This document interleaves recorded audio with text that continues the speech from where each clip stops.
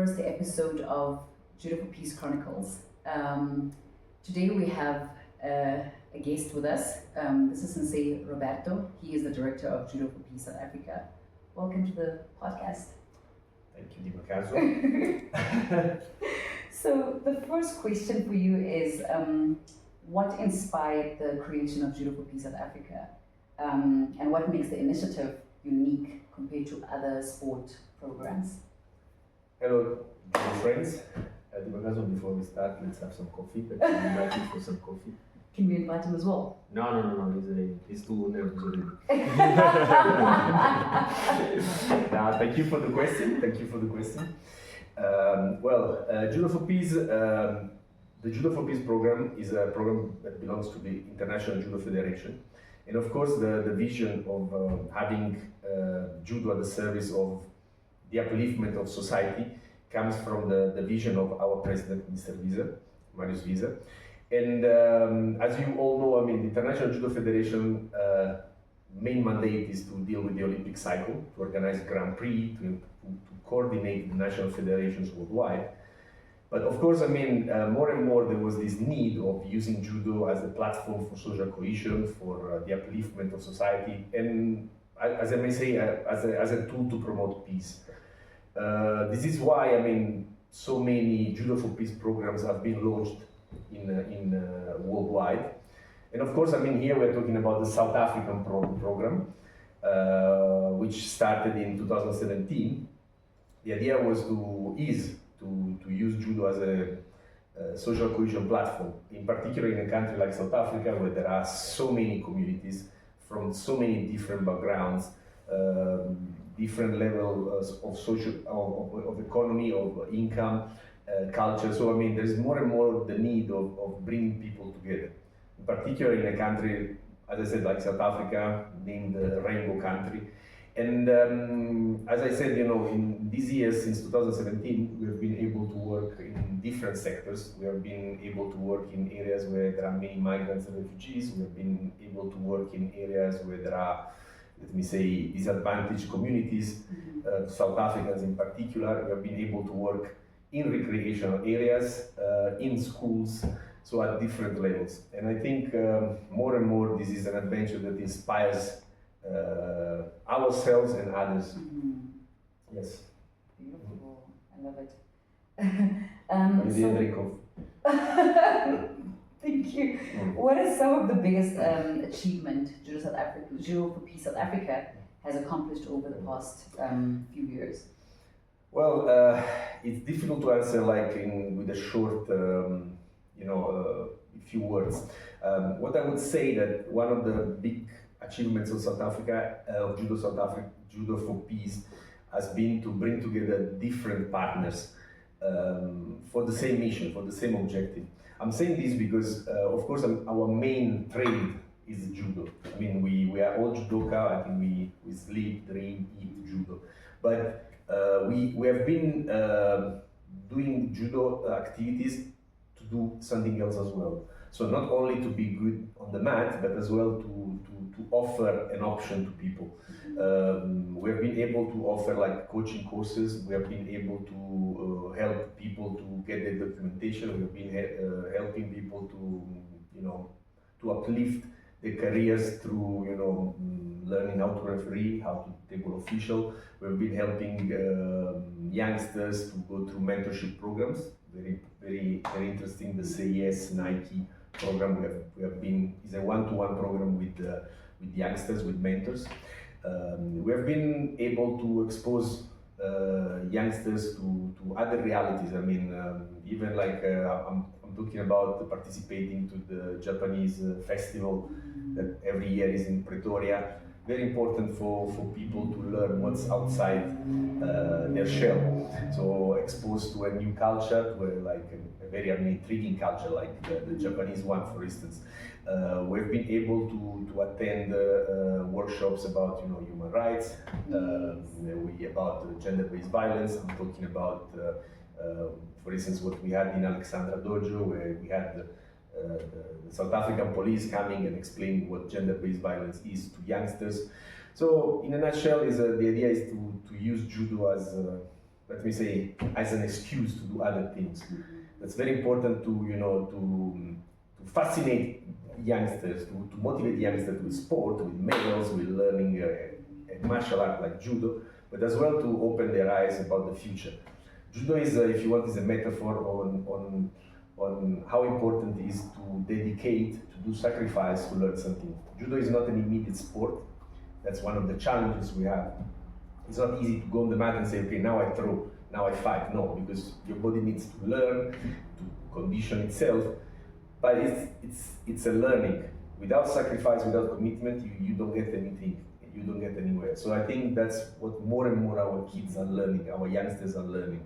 And that's the greatest, if you want, reward for us, coaches, if you want.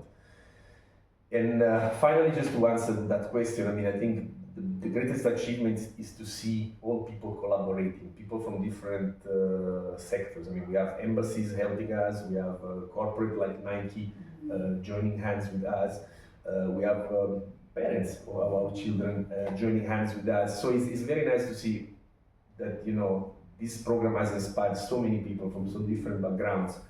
People from France Judo has been helping us a lot, and they are coming now to visit us. And of course, I mean, it's impossible for me to mention everybody.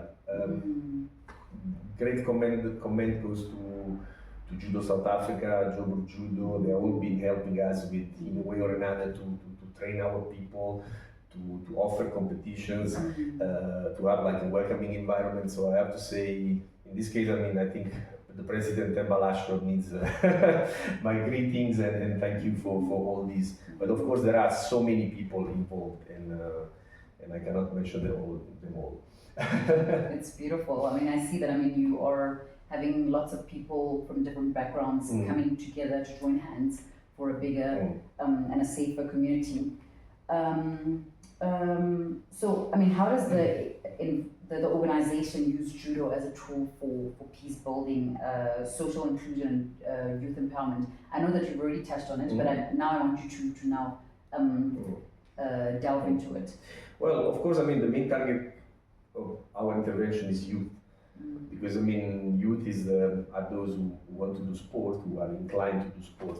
But of course, I mean, we have our own challenges because sport is, in our view, is a human right. I mean, every youth should have the opportunity to practice sport at a decent level, I would say.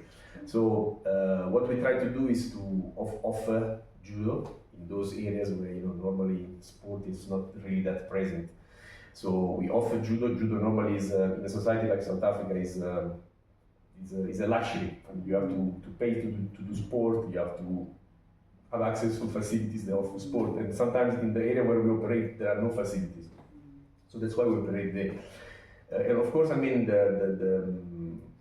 if you want, sport is a social platform. I mean, youth learns to socialize through sport. Why? Because of course, I mean, in our case, I mean, we teach a martial art. We teach to fight according to rules, not just to fight. That's a first learning that we have. We have to fight, yes, but according to rules. Rules that, of course, in judo they prevent harm to the others, and they are safe. But of course, I mean, that's the first step.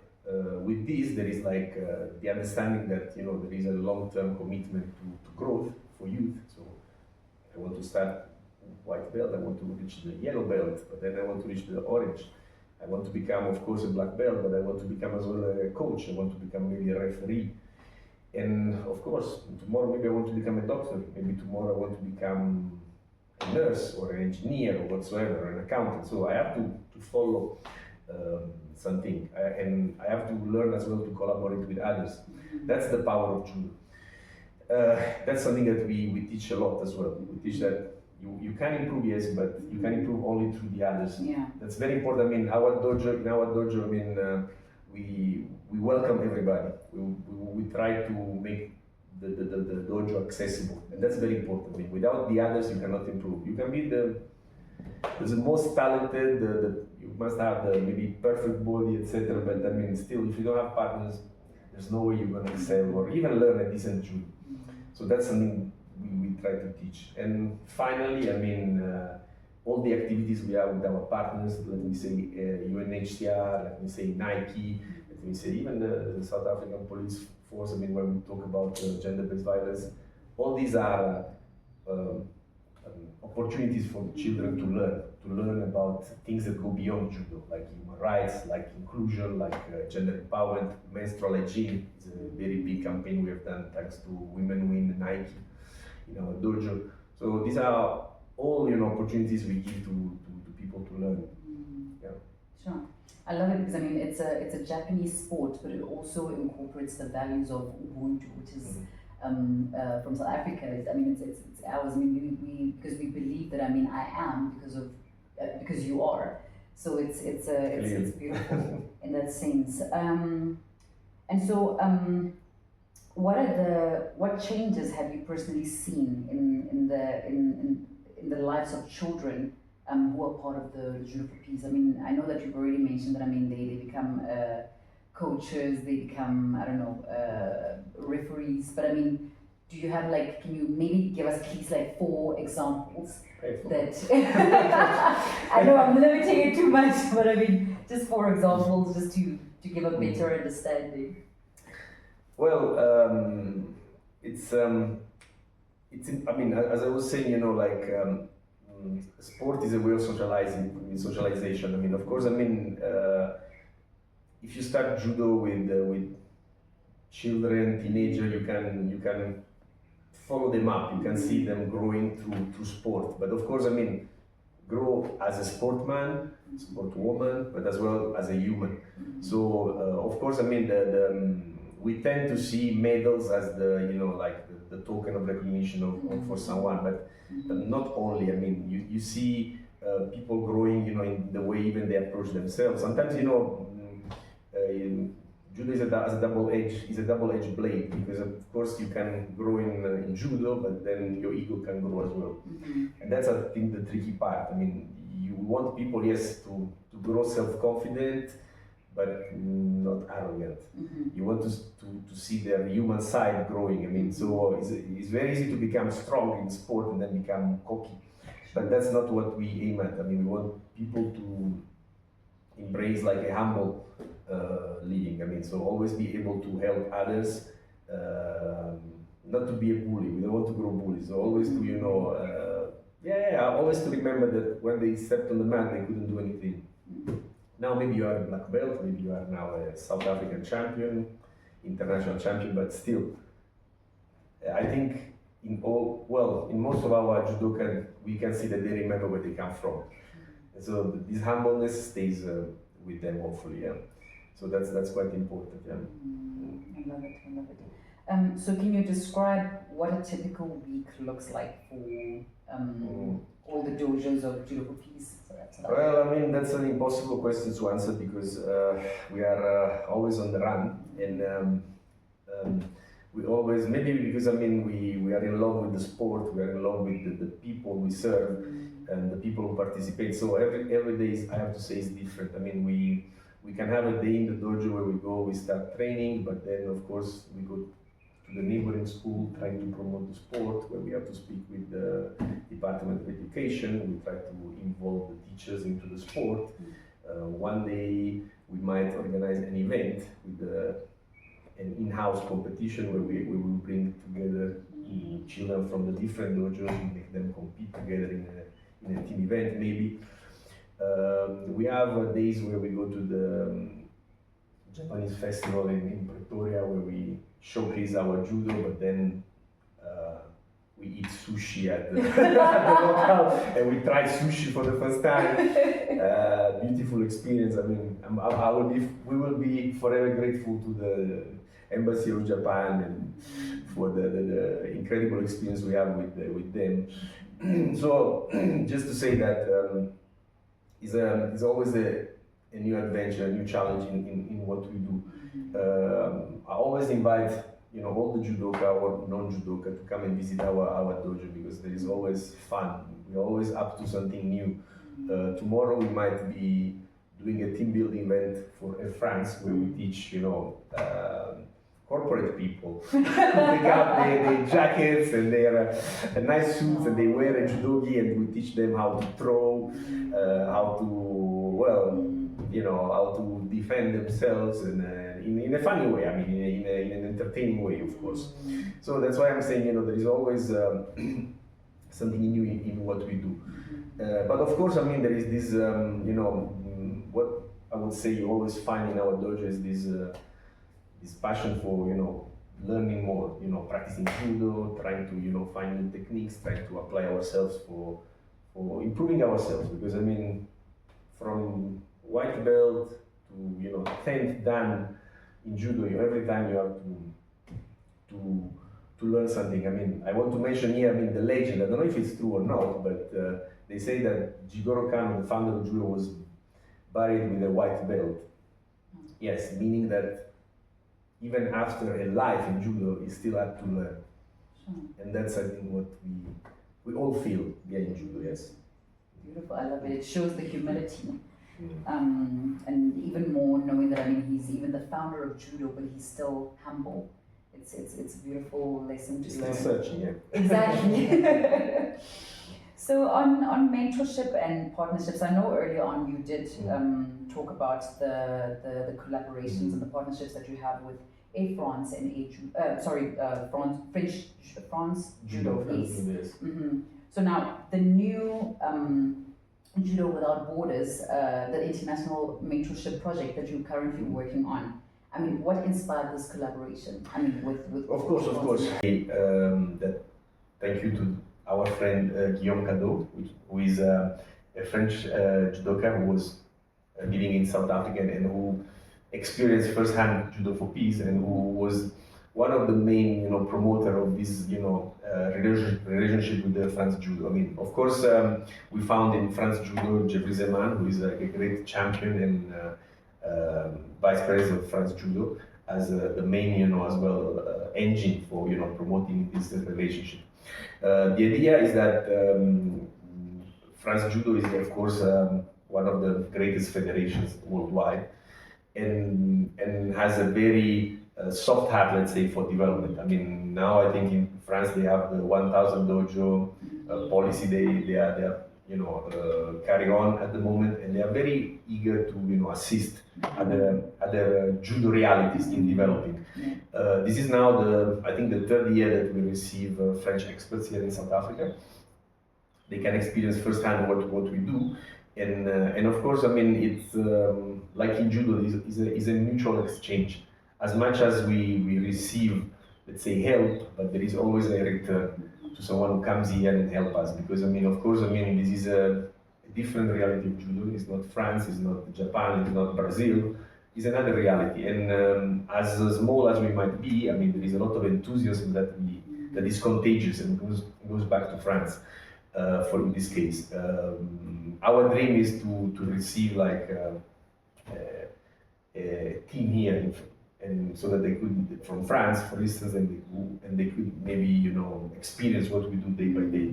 Because of course, I mean, the realities where we work, I mean, definitely are different from other realities. And I think that's the beauty of judo. That's how you learn judo, from a human point of view, or even from a technical point of view. Because all dojos, they have a different approach to judo. Of course, judo is the same everywhere, but every dojo has a different flavor, and that's how we learn judo. We learn by exchange, by learning from others. Otherwise, it would be very limiting. I mean, I cannot mention how many techniques you have in judo, how many tactics you have in judo, how many kumikata you have in judo. Unless you travel, unless you are eager to exchange these things, I mean, you will be limited as a human, as a judoka. And that's, I think, the powerful of this mentorship program. I mean, we can't wait to receive the French team here, and why not to visit them, to return what they're giving to us. Sure, it sounds exciting. I mean, we want to see more of it. So, how important are partnerships with embassies, with the corporate sponsors and local schools for the growth of Judo for Peace as a program? Yes, so as we were saying, I mean, judo is the very nature of judo involves the participation of many actors, many people. I mean, if you see judo, I mean, judo requires that many people are on the mat. I mean, if you practice judo, I want to use this metaphor to answer your question. When you practice judo, you want to fight people with different bodies. You want to fight the big one, the small one, the slender one, the fast one, the slow one, but the strong one, the light one. So what I'm saying, everybody contributes to your development in judo. You want to fight, the one strong in Newaza, the one strong in Tachiwan. So what I'm saying, you need different people in order to improve, and that's the same when it comes to our mandate. We need people from the government, we need people from the communities, community leaders, parents. We need the Gauteng education department. We need, of course, embassies who bring their expertise. We need UNHCR, who helps us, to get into the big system of, of NGOs who teaches us about human rights. We need Nike.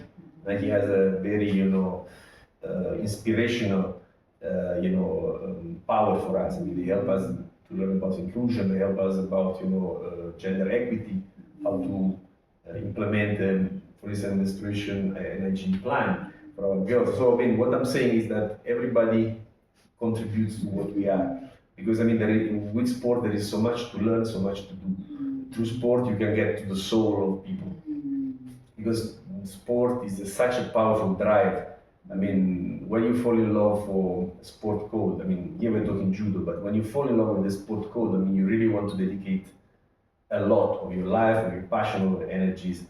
But of course, I mean, through that, I mean, you can reach many other areas of your human development. And that's quite important.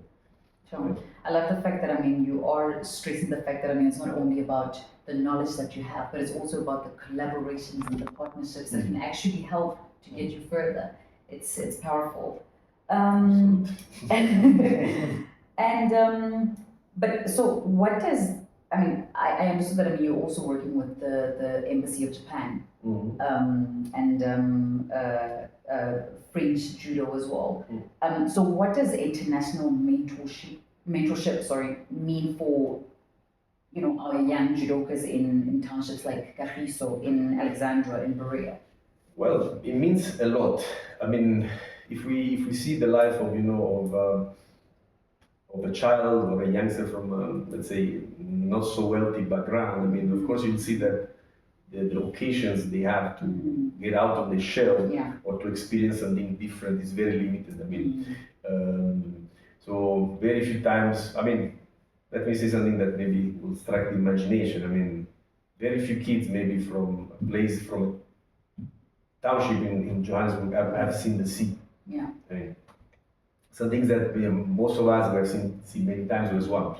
So getting out of the shell, being able to see something different, something beautiful, is very important to motivate kids and people, to make them grow like in a healthy way. So I think sport offers this opportunity. I'm making the metaphor, I mean, the example of the sea, because of course, I mean, one of the best destinations for judo competitions is the Eastern Cape, Port Elizabeth. So that's where, we go there, we do a competition, we all go together, we of course we fight, we get the medal, maybe not, whatever, but we spend one afternoon on the beach, and that's something amazing for whoever hasn't seen the sea before. So that's why I'm saying, these are small things that must be considered. And of course, I mean, this is an example, but of course there is much more.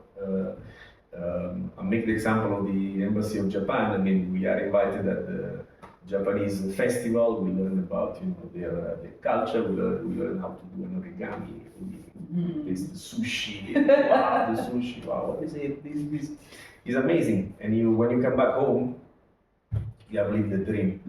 And tomorrow is another day, and you will apply yourself for more and more. Sure. Everything is exciting, everything is interesting. It is. To hear more. I'm just regret I'm not a child anymore. So how does Judo for Peace South Africa support both girls and boys equally, especially around issues like gender inclusion and safeguarding? Well, listen, Judo has one advantage, where it's in this aspect is unique. I mean, judo is practiced together. There is no, girls training or male training. It's judo training. So you step on the mat, you might find one girl on the mat, you might find 20 girls on the mat, as a boy I'm talking, right?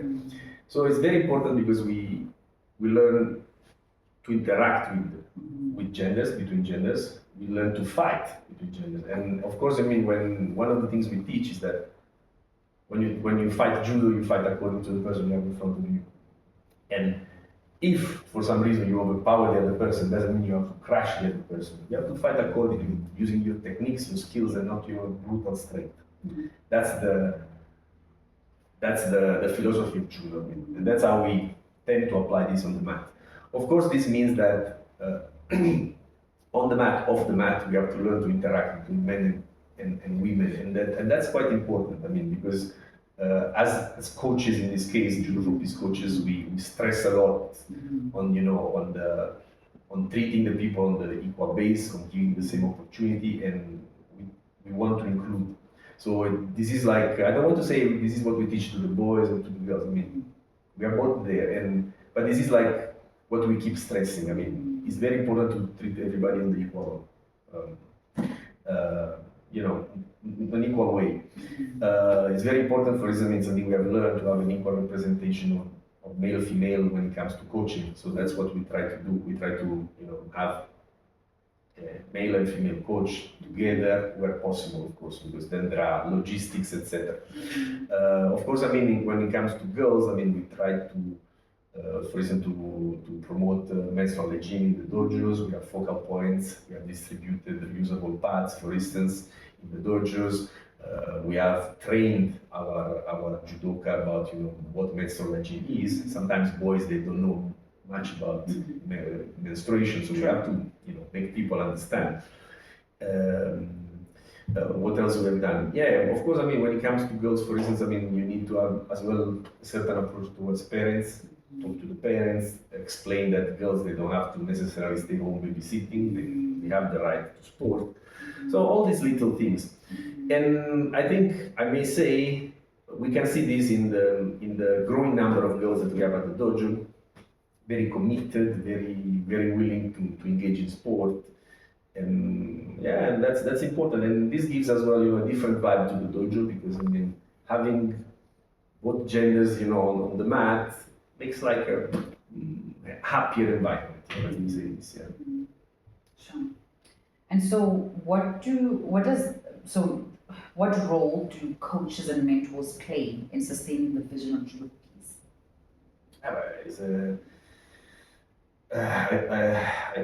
I always say to during judo sessions, I mean, that everybody, not only the coaches, everybody is a representative of judo. I mean, even if you have just a white belt, you just stepped on the mat, you are already representing judo.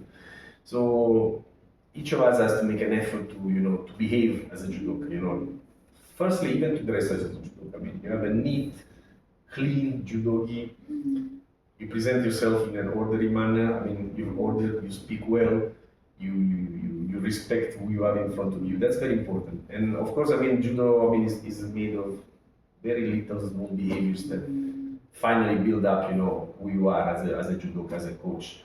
So this is definitely something that we want to teach on the mat. I mean, not to say that we are a very serious environment. On the contrary. We are very loud. So, but being loud doesn't mean that you're not serious. I mean, there must be a lot of entertainment in judo. I mean, we must have fun. We have to prank each other, jokes, etc. We shout a lot, sometimes too much. But obviously, keeping in mind what respect is, what being a judoka is, because of course, I mean, judo has a certain etiquette. We still have to bow. We still have to, do our rei and everything. But I mean, in a respectful manner, with a lot of entertainment and fun as well, I would like to say. The rest, I can just invite you. People come to the dojo, you'll see. Yes, definitely. The more the merrier. So now go into challenges and future visions. So what are some of the main challenges that Judo for Peace South Africa is facing today, and how can partners or the community can help? Listen, everything, I mean, there are challenges in what we do. Of course, I mean, I would say that there is a lot of enthusiasm in judo, so we have to see opportunities in what we do. I would say, of course, I mean, budget is a challenge. Of course, sometimes, cultural limitations is a challenge, but of course, nothing that can stop us, can prevent the success of the program. I would say that as Judo for Peace, we must continue to motivate the people who work with us. So we have to keep motivating our donors, of course, because resources is always, a big challenge. But as well, resources is something, but even participation is very important. So sometimes, I mean, it's not only, if you have money, you can, contribute to Judo for Peace. No, the expertise, even the support of parents, of communities is very important. Even, helping us to reach out like a school, to open an activity in the school is very important. Or as for instance, we have now Judo in Africa Tikkun, for instance. Even like allowing us to teach children in an association is very important. I'm talking about Tuzon. Tuzon is a center in Alexandria that welcomed Judo for Peace in their center. We are teaching there. We are teaching some 30 children every afternoon, and even, opening the doors and saying, okay, come and teach judo. We are eager to have you. That's what we want. I mean, the rest is logistics. Of course, is money, because you need money to reach out communities. But, well, of course, I mean, we have to find out, but we will manage. The most important thing is the passion, is in believing in the mission. Yeah. Sure. It's beautiful. Yeah. I mean, the fact that, I mean, you are stressing the fact that, I mean, working together with communities, and not only communities, because I mean, communities, they comprise of parents as well. The importance of having parents on the mat, or just helping with logistical matters. So looking ahead, I mean, where do you see Judo for Peace South Africa in the next 5 years? Well, I mean, you're asking a very valid question. Of course, I mean, I think, we want to consolidate, to be strong where we are, because, I mean, we have 6 dojos at the moment in the city, and of course there is a need to, to be strong, to be there, to serve, the communities we are serving, the youth we are serving, because, I mean, there is a lot of work behind, having even a single judoka on the mat, because you have to follow what they're doing, etc., motivate them. I would say there are many dreams. Of course, now that we have, some, we would like to promote youth in all the development spheres. We would like to have some of our best judoka maybe having like international competition, flying abroad, competing internationally. We would like to have our referees doing the same. Our table officials doing the same, doing some international, having some international exposure, definitely. I would dream more and say, I mean, I would like to see Judo for Peace in many other dojos, to have the 1,000 dojos we have in France. Yes. And of course, I mean, maybe one day having our own big dojo where we can serve as a nursery of Judo for Peace elite players. Why not? Because, I mean, as I say, in jest, but it's true. I mean, judo is, I mean, the youth we have is a gold mine. I mean, there are talents, but I don't like the word talents. I like commitment, passion. Sometimes a talented judoka is not going to have much success. It's more of a passionate person that has success. It's more of a dedicated person. Talent is nothing in judo. It's commitment, passion that drives you to excel. So that's why I'm saying, you find so many individuals, so many people, so motivated in South Africa. That's why I say it's a gold mine. Johannesburg was a gold, was a city born because of the gold mines. Well, we can use this metaphor again for judo, because, I mean, there is a lot of human capital and passion that we should allow such a passion to grow and prosper. Sure. I love the fact that you're really dreaming big and high up. It shows the passion, exactly what you're talking about. So now, enough about not enough about Judo for Peace, but now more personal reflection. What keeps you personally motivated to continue this work every day, regardless of the challenges and everything that you might be coming across? Now, I think when it comes to, okay, I'm the Judo for Peace director, but I see myself more as a coach. Because of course, what drives you is, of course, is the mission of the organization. But as I was saying, Judo has a strong human component because Judo is a physical sport, first of all. So you have a physical contact with people.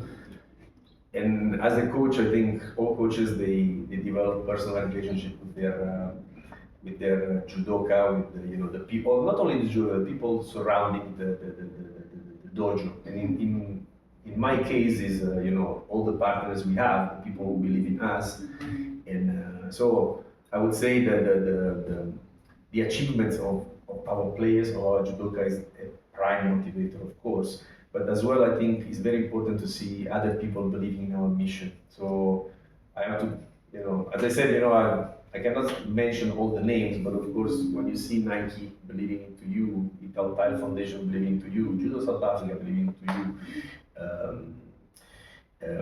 all the sensei of South Africa that keeps helping us.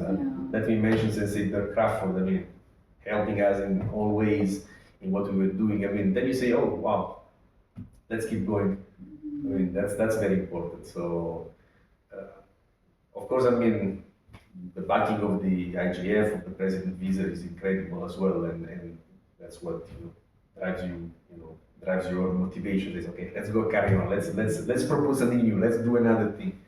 That's what we. I think keep us going on the going. Yeah.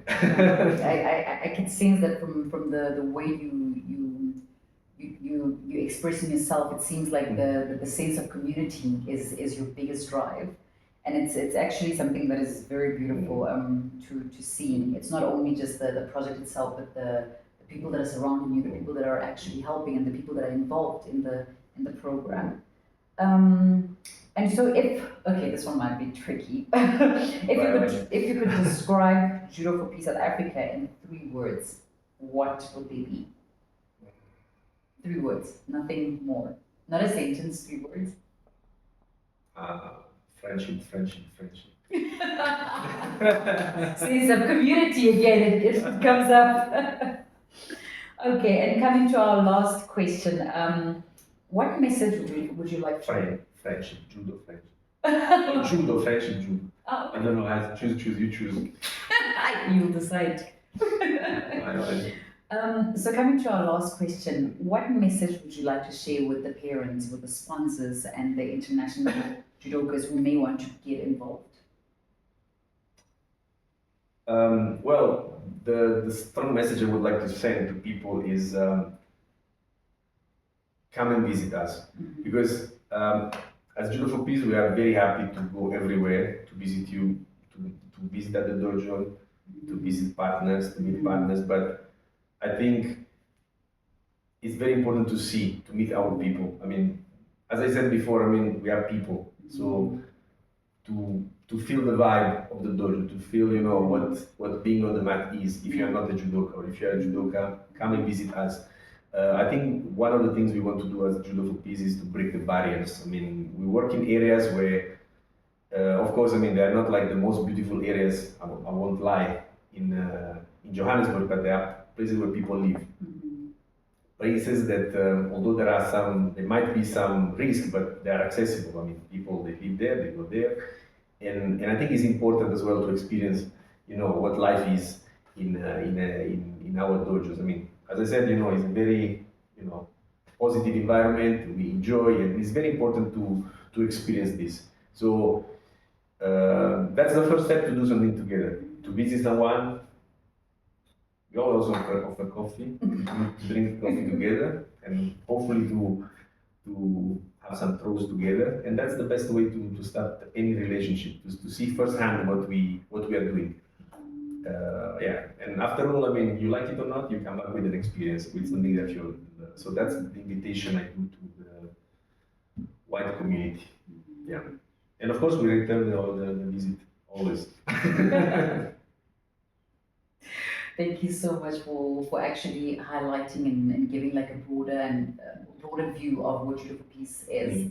And I think this way it will actually help the viewers and all the listeners to actually understand what Judo for Peace is. Thank you so much for your time. And this is it from us. I'm your host, Dimaka Zurakaki, as I've mentioned. And I'm thrilled to actually say that we've finally done our first episode. And thank you for the cameraman of the Exactly. They have to see. It's probably one of the most handsome